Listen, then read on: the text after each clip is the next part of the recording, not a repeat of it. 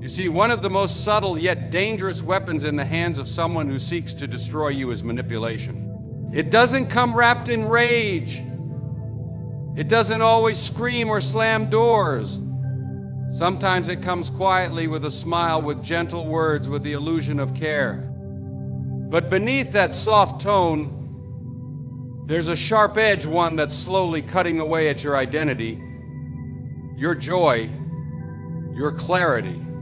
This isn't just someone who misunderstands you. This is someone who deliberately distorts truth to keep you unsure of yourself. That's not love. That's not loyalty.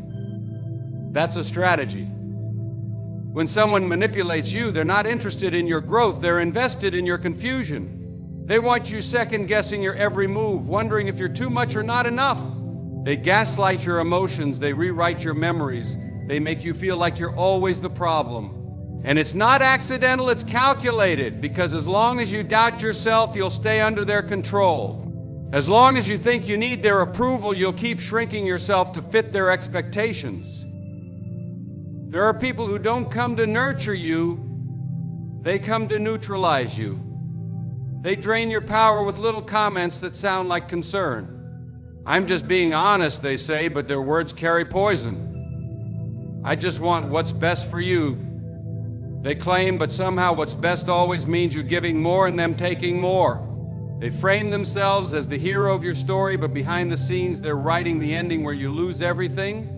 That's not love, it's manipulation wearing a mask. And the danger is they know just how to keep you closed. They'll breadcrumb you with just enough attention to keep you hungry for more.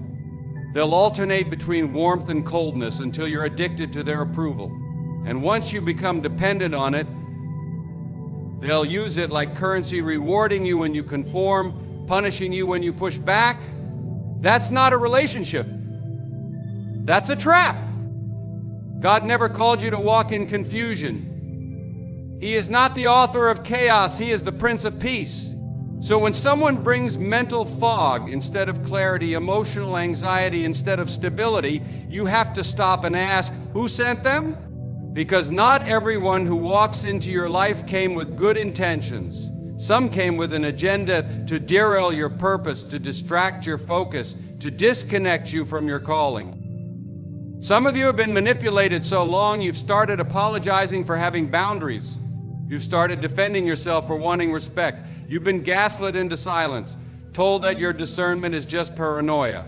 But let me tell you something, the Spirit of God does not sit quietly in the presence of manipulation. He stirs you, He convicts you, He urges you to wake up, to speak up, to get up and walk away when necessary. Because protecting your peace is not selfish, it's spiritual warfare. You don't owe anybody access to your life just because they've known you a long time. Time doesn't equal trust. And history doesn't excuse toxicity. You have every right to walk away from people who are slowly destroying you under the name of love. Because real love doesn't control, it frees. It doesn't manipulate, it motivates. It doesn't shrink your spirit, it speaks life into it. Some of the most dangerous people are not the ones who openly oppose you, they're the ones who pretend to be for you, all while planting seeds of doubt and fear behind your back. That's how the enemy works. He disguises himself as light. He won't always come as a storm. Sometimes he'll come as a gentle breeze that slowly pushes you off course until you don't even recognize yourself anymore. Don't ignore that inner voice that says something isn't right. That's not paranoia. That's discernment. That's the Spirit telling you to guard your heart. And if you've already given too much ground to someone like this, it's not too late to take it back. You can take your voice back. You can take your clarity back. You can take your identity back. It won't be easy. The moment you stop playing their game, they'll call you selfish. The moment you set boundaries, they'll label you cold. The moment you stand tall, they'll say you've changed. And yes, you have changed. You're waking up. You're remembering who you are. You're stepping into the light. And when you do, they'll lose their grip. Because they can only control what you surrender. They can only manipulate what you don't protect. But when you know the truth, when you walk in truth, the lie loses its power. Don't confuse peacekeeping with peace. Don't let politeness keep you in bondage. If someone is manipulating you, you don't owe them a seat at your table. You owe yourself the courage to stand, even if you have to stand alone. Let the truth set you free. There's a kind of darkness that doesn't show up in the night. It hides in plain sight in the hearts of those who say they love you, but deep down they hope you never rise above them. You know you're dealing with someone who wants to destroy you when they find more joy in your downfall than in your development. They don't shout it. They don't always say it with words, but their silence when you succeed speaks volumes. Their absence during your moments of breakthrough is louder than any applause could ever be. You need to pay close attention to who claps when you win. Not everyone around you is for you. Some are just near you. Some are just watching, waiting, hoping you'll trip, hoping life humbles you. Not because they want to see you grow, but because they can't stand to see you soar. These are not just people with wounded hearts. These are people who carry silent envy. And envy left unchecked turns to sabotage.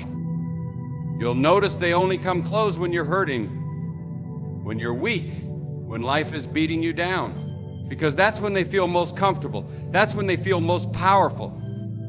But the moment God starts lifting you up, the moment favor starts to find you, the moment you start healing, you'll see their energy shift. The texts slow down. The calls stop. Their tone changes. And some of them won't even bother hiding it. They'll downplay your blessing. They'll call it luck. They'll make sure you never forget your past because they can't handle your progress. But let me tell you, when God begins to open doors, not everyone can go with you. Some people are assigned to your history, not your destiny. And one of the clearest signs you're dealing with someone who wants to destroy you is their inability to genuinely celebrate you. If they only show up for your pain but disappear for your praise, that's not love, that's sabotage in disguise. They don't just want to be close to you, they want to be above you. And if they can't be above you, they'll try to bring you low. They'll tell you, don't get too excited, don't forget where you came from. Be careful, it might not last. Not because they're cautious, but because they're threatened. Because deep down, your rising exposes their comfort zone. Your success reminds them of every excuse they've been hiding behind. And instead of being inspired, they choose to be offended. You were never meant to dim your light just to keep others comfortable. And you were not created to carry the weight of people's insecurities. If your blessing makes someone bitter, it's not your job to shrink, it's your job to shine anyway. Because the favor on your life is not up for debate. It's not up for approval. God didn't ask anyone's permission to elevate you, and you don't need to apologize for it. It hurts. I know it's painful when people you love can't celebrate you, but don't let that stop you from walking forward. Sometimes the very ones you thought would be your biggest supporters are the ones silently hoping you fail. And God allows that, not to harden your heart, but to strengthen your discernment.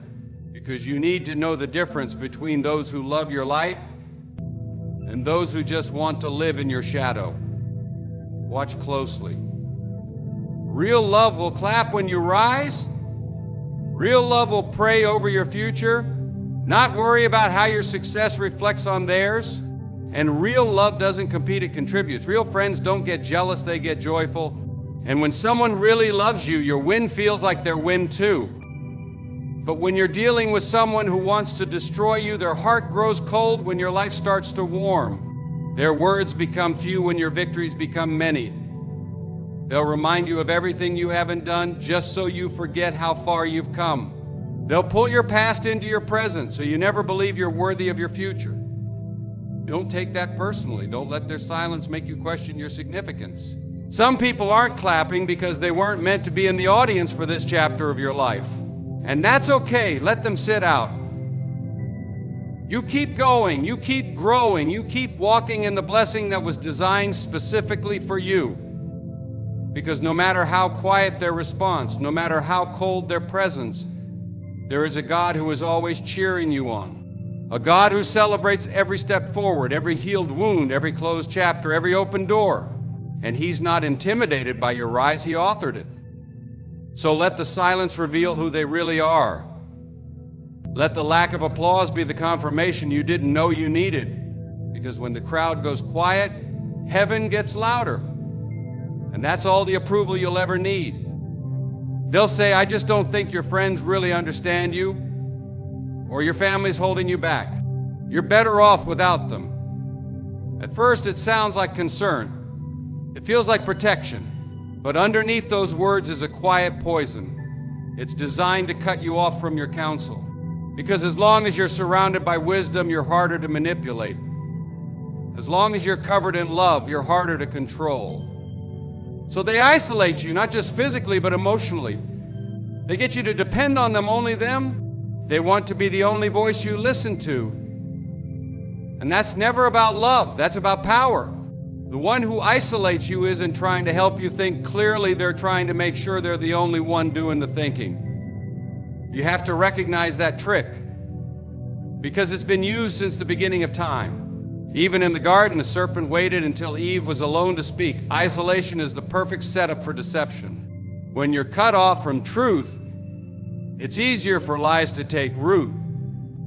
When you're distanced from love, it's easier to accept abuse disguised as affection. That's why it's so important to stay connected to your source, to your people, to your place of peace. Because when someone tries to remove that from you, they're not helping you, they're handling you. Some of you have already experienced this. They used to be joyful, connected, full of life. But ever since that relationship began, ever since that person came close, you've been walking on eggshells, second-guessing your worth, pulling away from the people who always had your back. And you don't even remember how it started. It happened so gradually. That's how it works. Subtle, smooth, silent. But if you look closely, the signs are all there. You used to call your family every week, now it's once a month.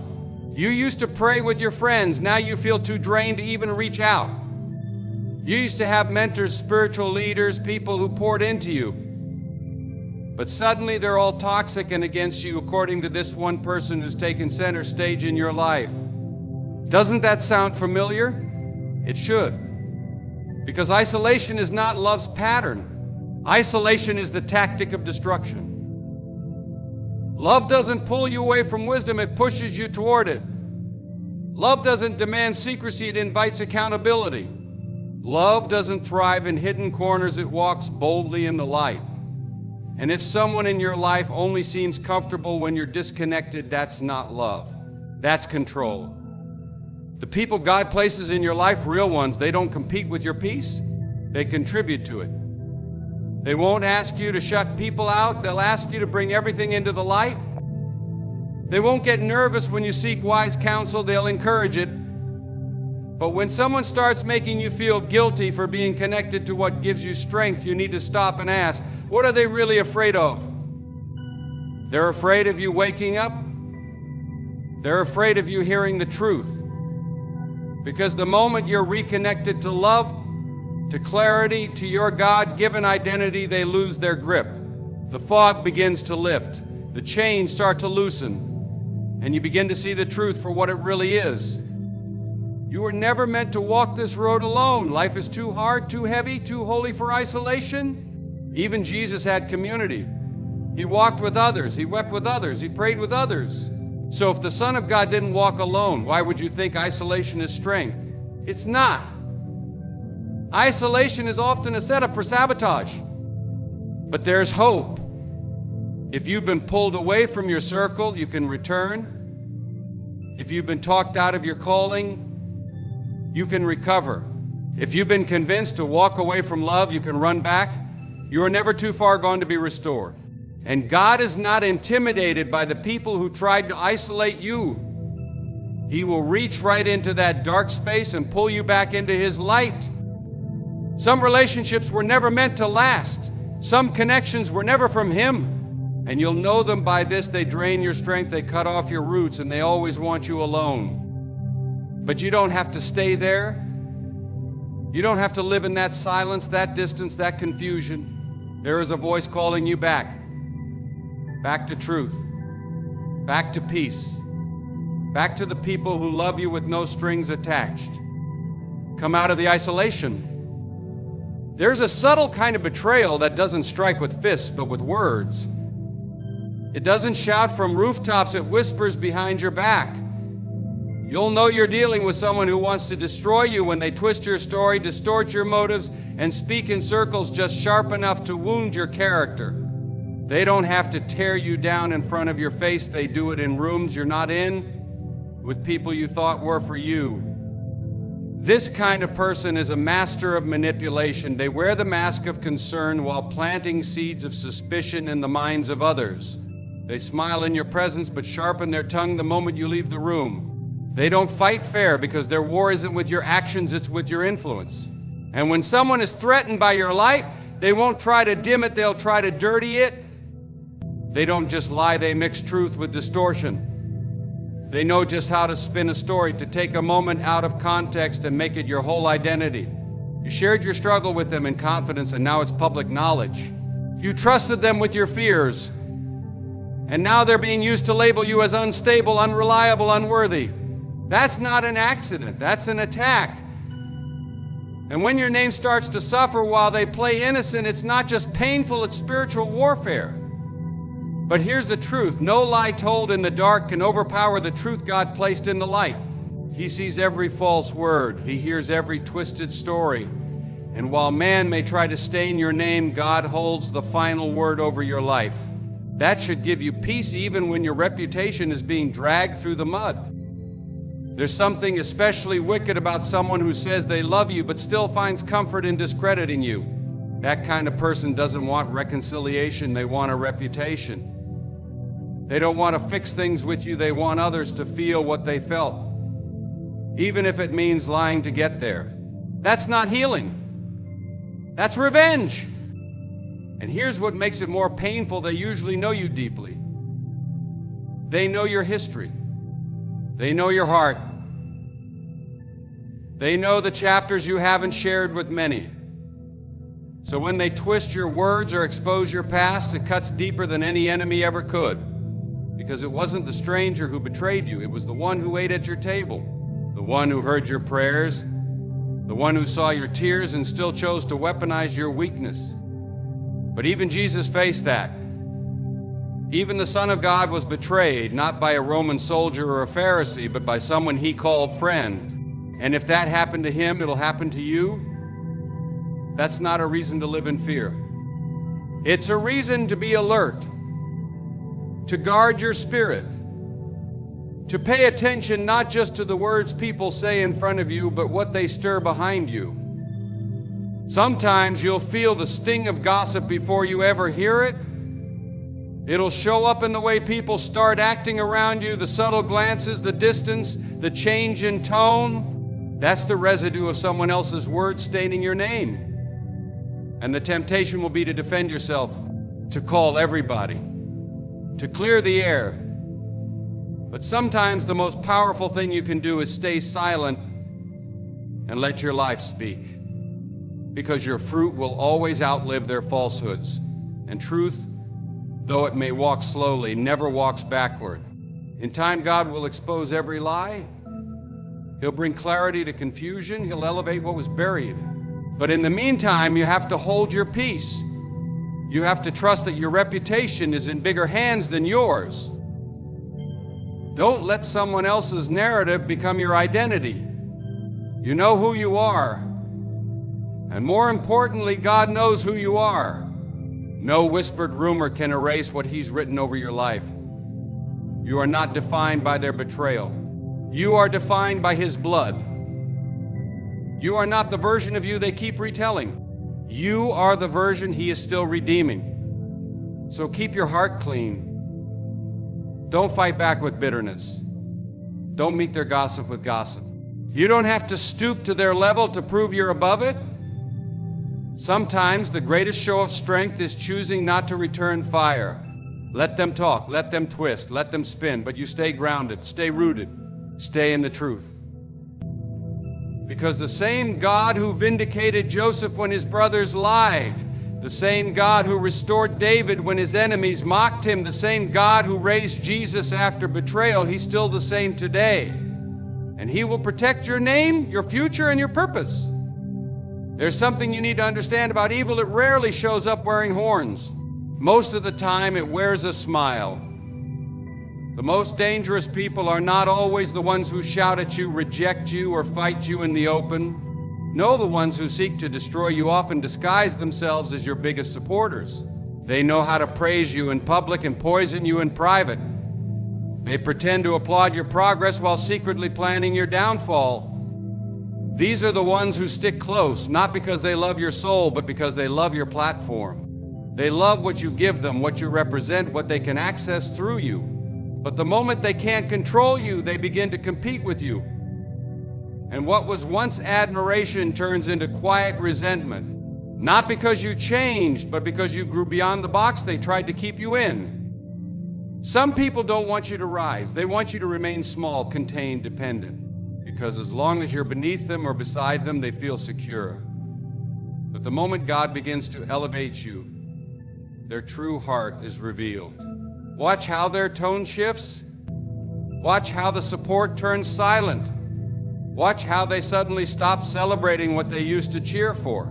That silence says more than words ever could. It's not always envy that drives them, it's fear. Fear that you'll outgrow them. Fear that your success will remind them of what they failed to become. Fear that your purpose will expose their pretense. And instead of letting your growth inspire them, they let it offend them. They start to resent the very thing they used to admire. And that's when you need to be careful. Because some people will smile while secretly sabotaging you. They'll plant subtle doubts. They'll ask questions like, "Are you sure you're ready for that?" Or "Don't you think you're moving too fast?" And while those words sound concerned, the spirit behind them is critical. Their aim isn't to guide you, it's to ground you. They don't want you to move forward because they were never planning to walk with you once you did. Some people are committed only to your past. The moment you start stepping into your future, they start stepping away, or worse, they stay close just to block the way. This is why discernment is so crucial. You can't afford to confuse closeness with loyalty. Not everyone who walks beside you is for you. Not everyone who knows your heart is safe with it. Judas wasn't a stranger, he was a disciple. He wasn't across the room, he was at the table. And when someone wants to destroy you, they'll often position themselves close enough to watch the moment you fall, and sometimes to help push you over the edge. But hear this, you don't have to live in suspicion. You just have to live in wisdom. You don't need to harden your heart, but you do need to guard it. You can love people deeply without giving them access carelessly, because what you're carrying is valuable. Your calling, your anointing, your future, it's precious. And when something is precious, you don't leave it out in the open. You protect it, not out of fear, but out of reverence. The ones who want to destroy you rarely start with your strengths, they begin with your trust. That's the door they use. That's the tool they exploit. They don't attack you with weapons, they disarm you with intimacy. That's why betrayal hurts more than hatred, because it didn't come from a stranger. It came from someone who once said they cared. And still, you must not become like them. Don't let their deception turn you cold. Don't let their jealousy turn you bitter. You are not here to prove yourself to anyone. You are here to walk in the truth. Let them play their games. Let them speak behind closed doors. Let them disguise their hatred as help. But you stay anchored in the God who sees it all, because God will expose what you cannot. He will reveal the hearts of those around you in His time. He will bring every secret thing into the light. Your job is not to uncover every plot. Your job is to keep your hands clean and your heart pure. Don't waste your time trying to convince people of your innocence. Let your fruit speak. Let your peace speak. Let your faithfulness to God speak. You don't have to fear those who secretly oppose you. If God is for you, who can truly be against you? Their gossip may run fast, but it won't outrun His grace. Their schemes may seem clever, but they are no match for His covering. And while they may try to stay close to block your way, God has a way of removing every obstacle quietly, completely, and in His perfect timing.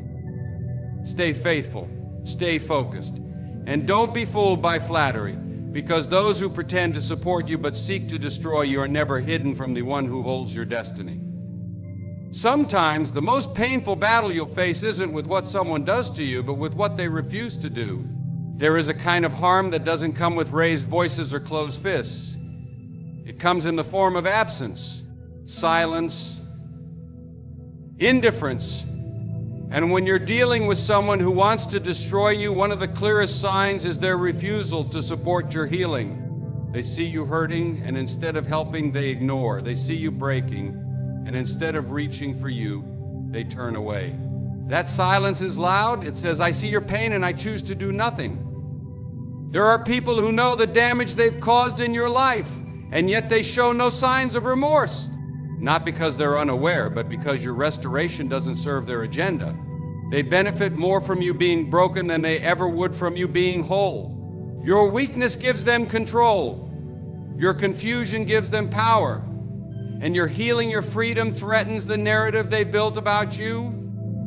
You can see it in how they minimize your pain. They'll tell you to get over it or stop being dramatic, as if your scars are just stories you made up. They don't want you to process or recover. They want you stuck. Because as long as you're stuck, they don't have to be accountable.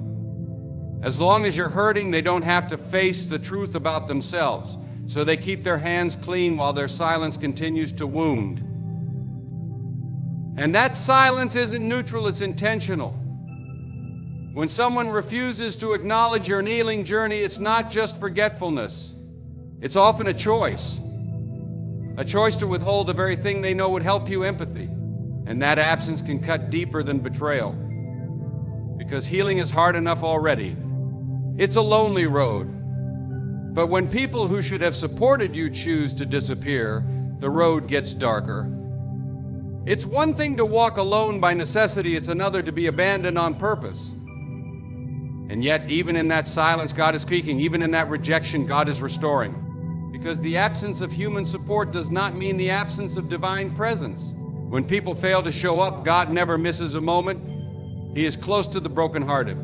He binds wounds that others choose to ignore, and He lifts up the soul when others step over it. There is a reason God lets you see who supports your healing and who doesn't. It's not to make you bitter, it's to make you wise. Some people were never meant to be in the next chapter of your life. And it's not until you're wounded that you see who was with you for real. Pain has a way of stripping away pretense. It reveals who's truly there to love you and who was only there to use you. You might look around and find that the ones you expected the most from gave you the least, and that realization hurts, but it's necessary. Because healing requires truth. And one of the hardest truths is this: not everyone wants you well. Some people only love the broken version of you, the quiet one, the controllable one, the one who is easy to overlook. But now that you're rising, now that you're reclaiming your worth, they feel exposed. And instead of celebrating your healing, they resent it. But hear this: you don't need their applause to be whole.